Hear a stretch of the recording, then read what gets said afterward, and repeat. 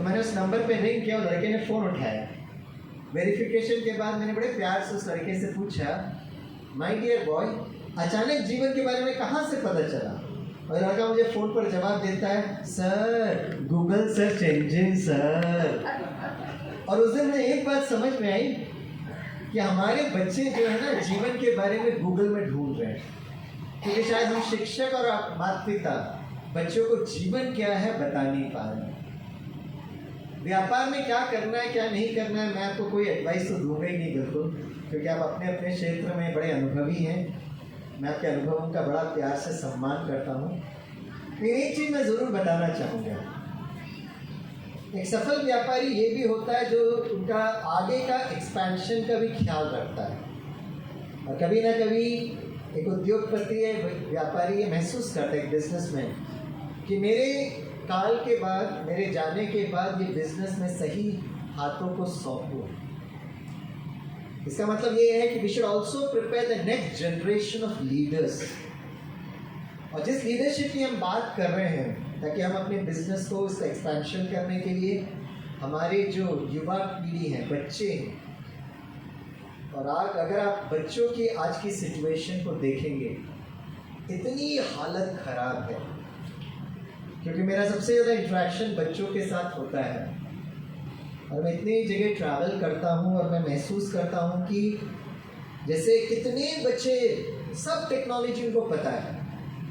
एक सेकंड में artificial intelligence में मैं पूछने के पहले वो जवाब दे सकते हैं। इतनी टेक्नोलॉजी को हमारे बच्चे यूज़ करते हैं। और आप अपने है ना जीवन के समय को देखिएगा, आदि के समय पे ना मोबाइल होता था, ना इंटरनेट होता था, लेकिन फिर भी कितना प्यार से अपने व्यापार को बढ़ाया, बिजनेस को बढ़ाया। लेकिन आज की युवा पीढ़ी को अगर आप देखेंगे तो ये आध्यात्मिक शक्तियाँ, मुझे ऐसा लगता है कि हम बड़ों बुजुर्गों से ज़्यादा हमारे आने वाली पीढ़ी को ये परोसना बहुत बहुत ज़रूरत है। राइट। मैं कुछ समय पहले कोटा में गया था।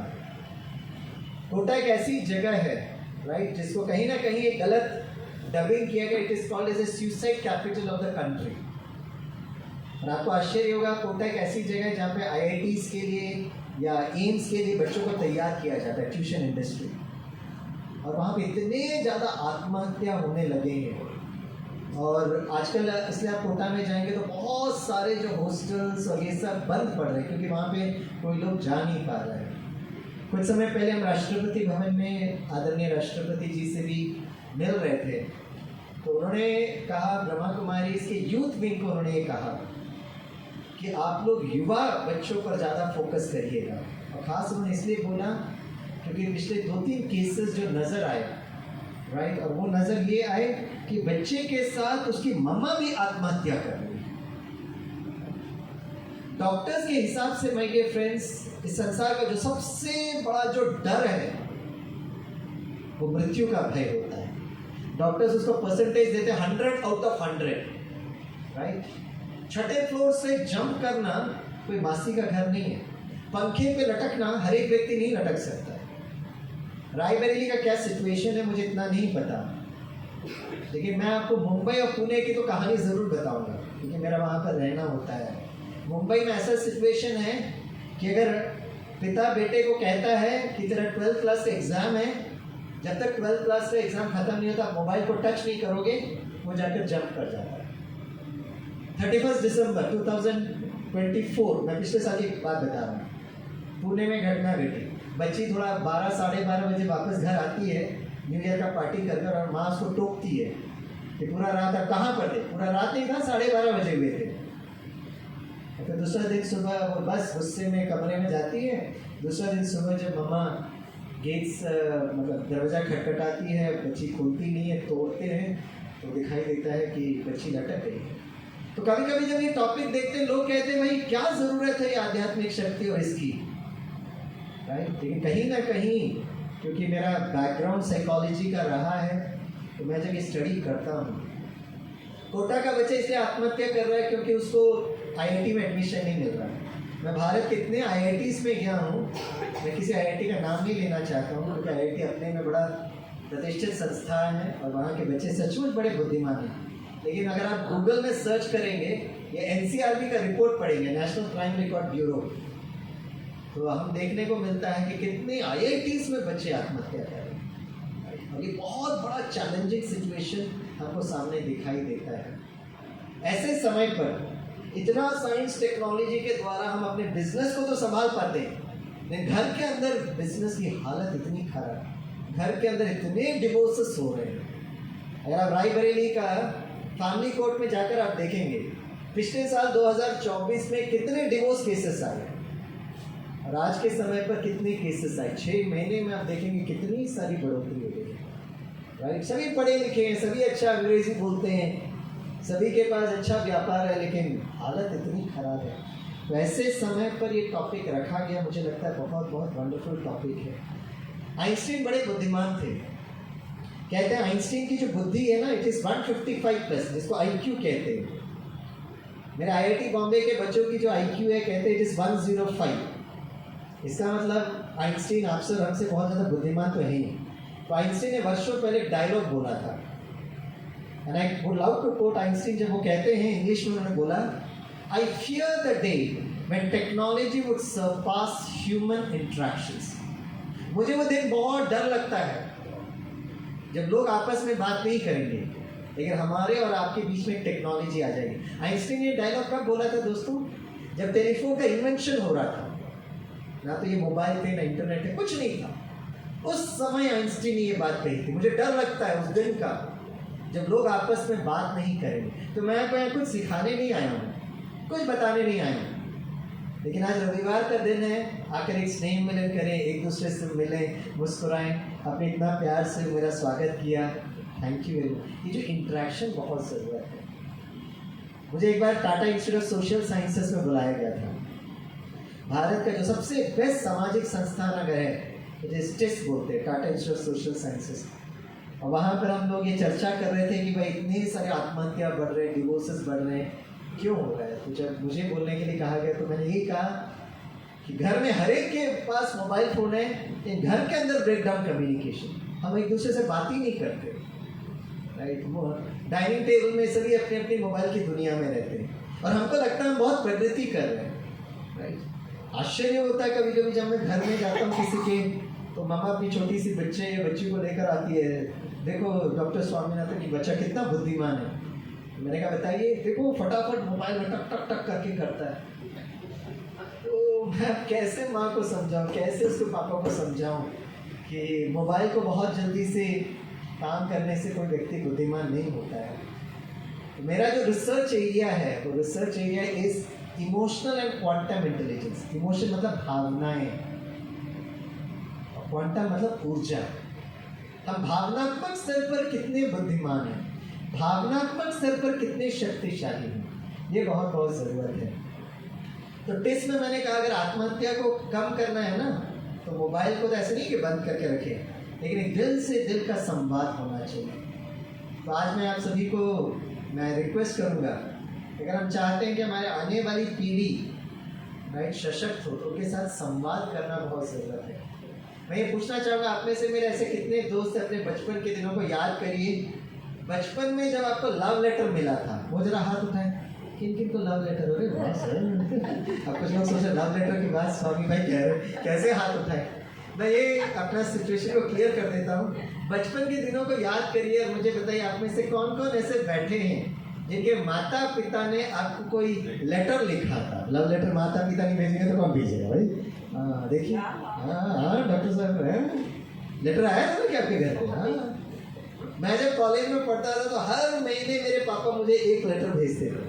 स्टैंडर्ड बात बोलते थे, अच्छे से पढ़ाई करना, हॉस्टल में मस्ती नहीं करने का, सिगरेट नहीं पीने का, खुद दिन के 10 ब्रिस्टल सिगरेट खुद पीते थे। राइट, उस समय मैंने साइकोलॉजी और इमोशनल कुछ पढ़ाई नहीं की थी, मैं तो इंजीनियरिंग का विद्यार्थी था। लेकिन उस उम्र में मुझे एक बात समझ में आ गई थी कि मेरे पापा जो मिलिट्री वाले पापा थे, घर में जाते तो सीधे मुंह बात नहीं करते थे, कुछ भी बोलना है तो मम्मा को बोलना भाई प्रोटोकॉल चलता था। राइट, लेकिन उनका जो प्रेम पत्र था ना, उस प्रेम पत्र से मुझे एक बात समझ में आई कि पापा को मुझसे बड़ा प्यार है। पापा का एक ही प्रॉब्लम है कि उस प्रेम का वो इजहार नहीं कर पाते। He doesn't know how to communicate his emotions, right? और आज के समय पे तो शायद वो फैसिलिटी भी हमारे बच्चों के पास नहीं है। इसलिए मैं चाहता हूँ कि आज ना इस सेशन के बाद आप अपने बच्चे को या पोतरे पोतरियों को एक प्रेम पत्र लिखिएगा। स्टार्टिंग में क्या लिखना, एंडिंग में क्या लिखना मैं बता दूंगा। बीच में आपको जो दिल की भावना है लिखिए, और ये आपका प्रेम पत्र आपके बच्चों को इतना शक्ति देगा कि कभी वो अपने परीक्षाओं से या परिस्थिति से जब निराश हो जाते, उदास हो जाते, असफल हो जाते और ऐसा कोई गलत कर्म करने का मन करता है, तो आपका प्रेम में इतनी शक्ति होगी कि वो अपने आप को रोक सके। राइट? तो कौन कौन चाहते हैं कि आपके बच्चे पोतरे पोतरियाँ हमेशा सशक्त रहे? मुस्कुराते हुए हाथ उठाएं। अरे वाह, बच्चों से बड़ा प्यार है आपको, पोतरों से तो और भी प्यार है। तो प्रेम पत्र में क्या लिखना है जिससे वो सशक्त हो, मैं बताता हूँ। जब मैंने अपने विद्यार्थी से सीखा, जीवन के बारे में वो लिखते हैं, देखो तो ख्वाब है जिंदगी, life is a dream. Right? आप मेरे साथ बोल सकते हैं, सभी बोलिए, देखो तो, हाथ है ना, दिल से दिल का संवाद कर रहे हैं, इसे थोड़ा जोर से बोलिए, देखो तो ख्वाब है जिंदगी, पढ़ो तो किताब है जिंदगी, सुनो तो ज्ञान है जिंदगी। ईश्वर कहते हैं, मीठे बच्चों, प्यारे बच्चों, क्या कहते हैं भाई? मैंने अपने इंजीनियरिंग बच्चों से पूछा, एक खड़े में कहता sir out of syllabus sir, ईश्वर क्या कहते हैं हमको थोड़ी ना पढ़ाया जाता है। ईश्वर कहते हैं, मीठे बच्चों, प्यारे बच्चों, है ना? अभी बोलिए, सदा मुस्कुराते रहो तो आसान है जिंदगी। और गुड न्यूज, अभी तक भारत सरकार ने 2 बातों पर टैक्स नहीं लगाई, एक तो मुस्कुराने पर, दूसरा चलो जोर से तालियां तो बजाइए। बाप रे, अपने भाई बहन लगे इतने गंभीर हो गए। एक काम करते हैं, खुशहाल जीवन के लिए ना मैं ज़्यादा टाइम नहीं लूँगा, क्योंकि मैं लेक्चर ले लेकर तो आपको मैं जल्दी छोड़ दूँगा। राइट? लेकिन आते आधा घंटा, पौन घंटा मैं चाहता हूँ कि आपका मन बहुत रिलैक्स्ड रहे। ये जरूरी है। आध्यात्मिक शक्ति का मतलब होता है जितना हमारा मन शांत, शीतल, मन प्रसन्न, that is what is the inner strength and inner power की हम बात करें। तो आपका मन रिलैक्स है नहीं, स्वामी भाई को कैसे पता चलेगा? अरे कुछ तो बोलिए। हाँ, चेहरा। तो आपका चेहरा कैसा होना चाहिए? बहुत वर्ष पहले जब मैं मुंबई यूनिवर्सिटी में था तो मैंने ये फोटो स्टूडेंट्स को दिखाया। एक ने खड़े होकर कहा, सर ये आपका बचपन का फोटो है क्या? हमने आपको कैसे पता चला? बोला, सर उनका हेड टॉप व्यू और आपका हेड टॉप व्यू सेम है सर। कहते हैं छोटा बच्चा दिन में 300 बार मुस्कुराता और खुश होता है। कितनी बार? जोर से बोलिए। 300 बार। और रायबरेली के भाई बहन सारे दिन में कितनी बार मुस्कुराते हैं? बहुत बहुत बहुत कम है। मैंने अपने विद्यार्थियों से पूछा, एक खड़े में कहता सर 3 बार सर, सुबह का नाश्ता, दोपहर का लंच, रात्रि का डिनर सर। अच्छा विद्यार्थी था तो मैंने कहा मेरा मजाक उड़ाते? बोला नहीं सर। फिर मैं ऐसे जवाब क्यों दिया? बोला सर देखा जाए तो इतने सौभाग्यशाली हैं कि हमको 3 वक्त का भोजन तो मिलता है। Enough good reason for us to be happy and smiling. तो मैं चाहता हूँ कि आज जब आप घर में जाए ना तो घर में थोड़ा खुशी से मुस्कुराते हुए घर पर जाए। राइट? इसलिए मैं कह रहा हूँ क्योंकि एक बार मैं छोटे छोटे बच्चों को खुशियों के बारे में बोल रहा था तो सारे बच्चे मुस्कुराते, छोटे छोटे बच्चे थे। एक बड़ा गंभीर था तो मैं उसके पास आया, मैंने कहा क्या हुआ आपको? सर ठीक है। हाँ जी। मैंने कहा लेकिन आपका चेहरे पर मुस्कुराहट क्यों नहीं आती है? तो 1 मिनट सोच कर कहा, सर अंदर से मैं बहुत खुश हूँ सर। मैंने कहा लेकिन चेहरे पर क्यों नहीं दिखाई देता?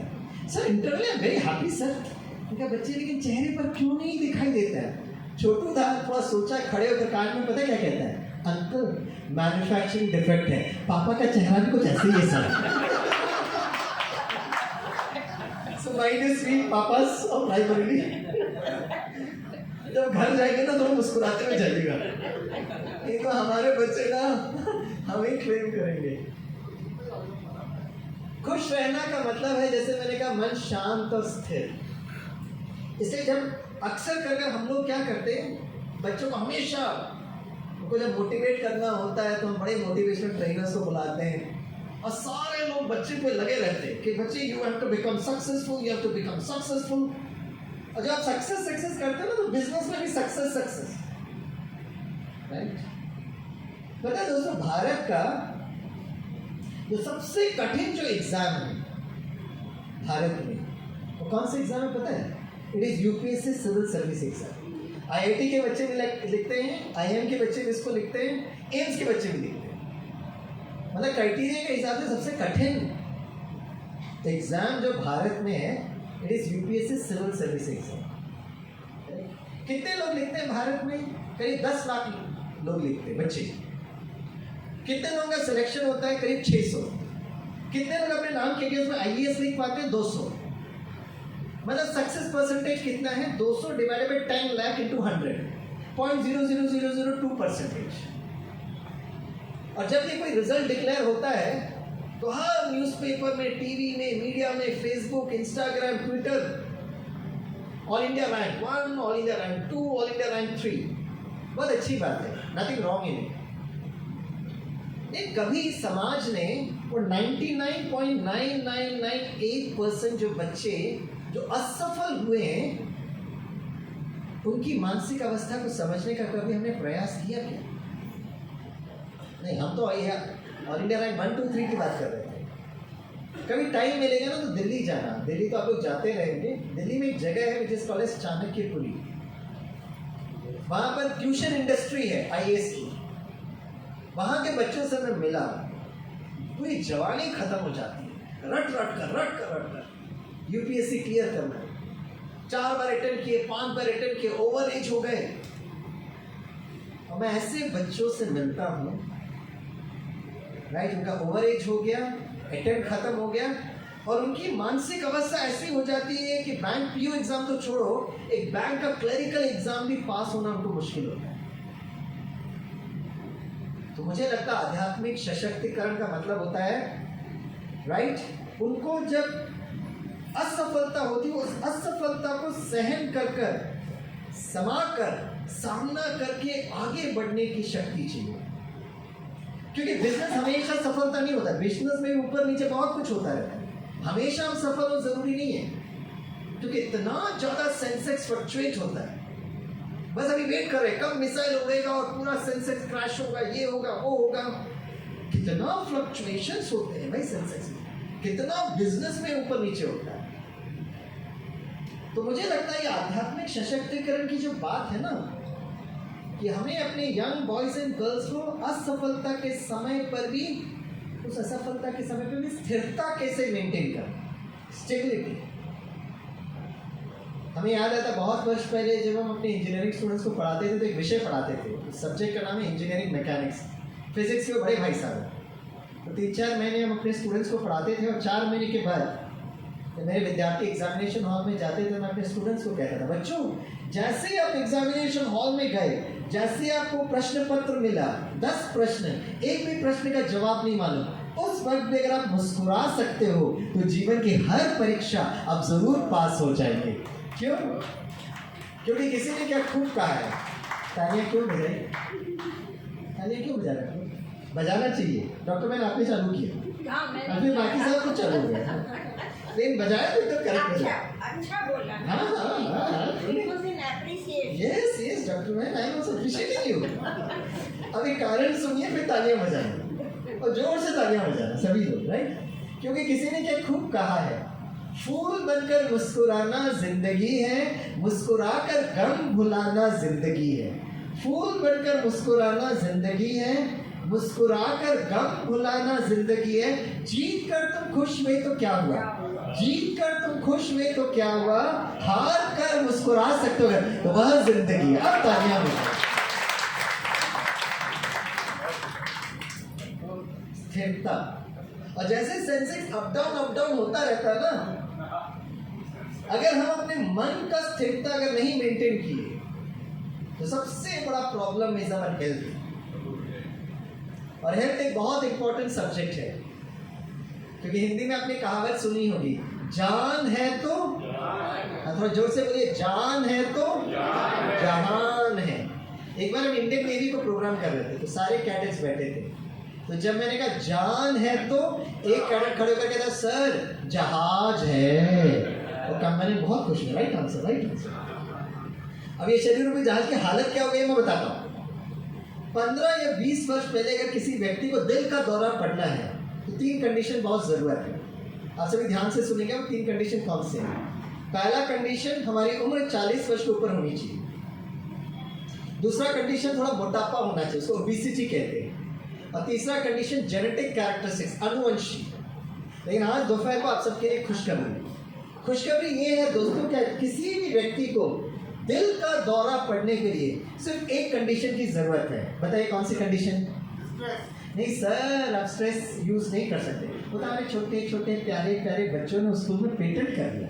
आप हमारे बच्चों का शब्द कैसे यूज कर रहे हैं भाई सर? मैं बताता हूँ। आज किसी भी व्यक्ति को दिल का दौरा पड़ने के लिए सिर्फ एक कंडीशन की जरूरत है, और कंडीशन है आपके पास दिल होना चाहिए। करने की जरूरत नहीं। मोटा हो, पतला हो, काला गोरा, किसी को भी हार्ट अटैक होता है। तो हार्ट अटैक होता है तो डॉक्टर्स के पास भागते हैं। तो डॉक्टर को प्रिस्क्राइब है बाईपास सर्जरी। बहुत सा bypass surgery, main road block होता है और हम लोग बाईपास रोड निकालते हैं। लेकिन अगर हमारी जीवन शैली परिवर्तन नहीं हुई, अगर हमने अपने मन का ध्यान नहीं रखा, तो आध्यात्मिक शक्तियों को बढ़ाने का एक टेक्नोलॉजी है जो ब्रह्मा कुमारी सिखाती है, और उस टेक्नोलॉजी का नाम है राजयोग, मेडिटेशन, ध्यान। सो ध्यान करना नहीं है, ध्यान रखना है। और ध्यान रखना आपको आता है। आप अपना बिजनेस का ध्यान रखते हो, आप अपने घर का ध्यान रखते हो, आप अपने बच्चों का ध्यान रखते हो। एक ध्यान और इंक्लूड करिए, मन का ध्यान रखना। और अगर आपने मन का ध्यान रखना आरंभ किया तो हमारी जो दिल की धमनियां जो बंद पड़ गई तनाव के कारण, वो धीरे धीरे धीरे खुल जाएगी, without bypass surgery, without open heart surgery. मैं बोलूँगा तो विश्वास नहीं करेंगे, मुझे पता है, लेकिन मैं एक आध्यात्मिक व्यक्तित्व को आपके सामने लेकर आता हूँ। अगर वो कहेंगे कि स्वामी भाई जो बोल रहे हैं उस पर चिंतन जरूर करिएगा, तो मुझे विश्वास है कि आप उस आध्यात्मिक व्यक्तित्व पर विश्वास करेंगे। ये आध्यात्मिक व्यक्तित्व कौन है, मैं आपको हिंट देता हूँ। जैसे ही आप उनको स्क्रीन पर देखेंगे ना, आपका चेहरा गुलाब की तरह खिल उठेगा। जैसे जब वो आएंगे जरा तालियां बजाना। Sir please come sir. वो स्क्रीन से आएंगे, राइट। वर्तमान समय में सर कहाँ है तो मुझे कुछ आइडिया नहीं है, लेकिन आप उनको देखकर आपको बहुत अच्छा लगेगा। Sir today we are in this wonderful city of Raebareli sir. Yes sir, all wonderful people sir, they have come sir afternoon, Sunday afternoon. तालियां जरूर बजाना आपको। आ रहे सॉरी।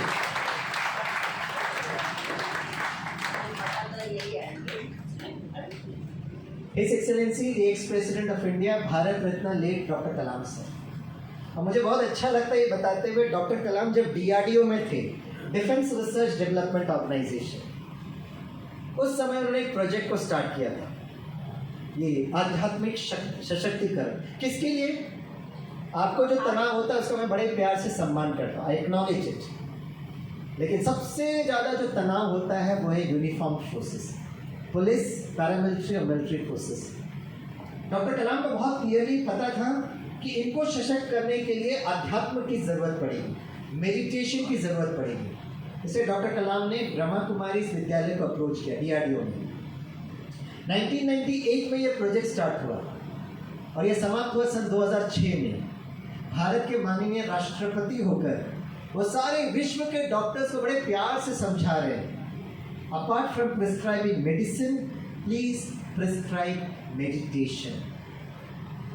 और क्योंकि मैं इस प्रोजेक्ट से जुड़ा रहा तो मेरा ये सौभाग्य रहा इस प्रोजेक्ट को सरहद तक पहुंचाने की। इसे करीब 25 वर्ष हो गए।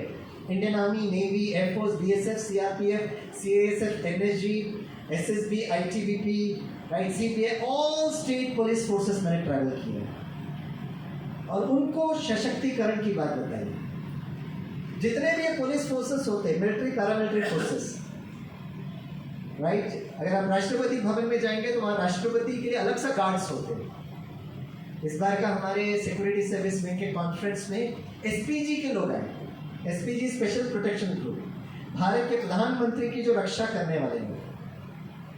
तो मैं दिल्ली में गया था तो वहाँ पे एक SPG कमांडो को मैं मिला, राइट, और वो बहुत क्लियरली कहते हैं ये SPG लोग कौन भर्ती होते हैं, भारत के मिलिट्री, पैरामिलिट्री फोर्सेस में जो सशक्त होते हैं उनकी एडमिशन इनमें होती है, उनको ट्रेनिंग दिया जाता है। और ऐसे कमांडो से मैं मिला जिन्होंने कहा मैं 3 प्रधानमंत्री के साथ, राइट फ्रॉम इंदिरा गांधी से लेकर अटल बिहारी वाजपेयी तक का एकदम नजदीक के इनर मोस्ट सर्कल में मैं खड़ा था, राइट। हमने कहा स्वामी भाई, हमको सबसे ज़्यादा ट्रेनिंग जो दी जाती है अपने मानसिक संतुलन के लिए, द मेंटल स्टेबिलिटी, क्योंकि आपके पास गन है, प्रधानमंत्री नजदीक खड़े हैं, राइट। और अगर आपका मानसिक असंतुलन हुआ तो सबसे ज़्यादा खतरनाक हमारे देश के प्रधानमंत्री को है। बोला हमारी नज़र सिर्फ सामने वालों पर नहीं होती, हमारा सबसे ज़्यादा नज़र हमारे अपने मन के ऊपर होता है। वो कमांडो मुझे पूरा बोल रहे थे, मैंने कहा कैसे आपको चेक किया जाता है? बोला हम लोग फिजिकली तो बड़े स्ट्रांग होते हैं क्योंकि ऐसे ही लोगों को भर्ती की जाती है, हमारा साइकोलॉजिकल टेस्ट होता है कि आपका मन थोड़ा सा भी व्यर्थ संकल्प चला तो देश का प्रधानमंत्री की safety security it's very very important, और उनका चेकिंग किया जाता है। हाथ में गन है, अब AK-47 बता दिए भाई कैसे करना है, सशक्त हो ना, लेकिन मन। इसलिए डॉक्टर कलाम ने उस समय से लेकर कहा था कि इनको ध्यान मेडिटेशन सिखाना बहुत बहुत ज़रूरत है। तो स्वास्थ्य हमारे लिए बहुत बड़ी अमानत है दोस्तों। आपका स्वास्थ्य अगर अच्छा होगा तो आप सब कुछ संभाल सकते हैं। तो आज मैं, समय की अपनी एक मर्यादा है, तो मैं थोड़ा सा आपको मैं इसका इनपुट दूंगा, क्या करना है वो मैं आज आपको ज़रूर बताऊंगा। Let's listen to doctor Kalam.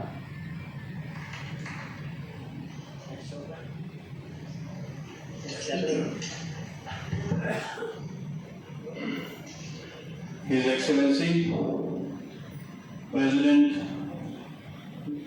of India, Dr. APJ Abdul Kalam, we welcome you on the occasion of inaugural function of World Congress on Clinical and Preventive Cardiology at Abu Road, Shantiwan.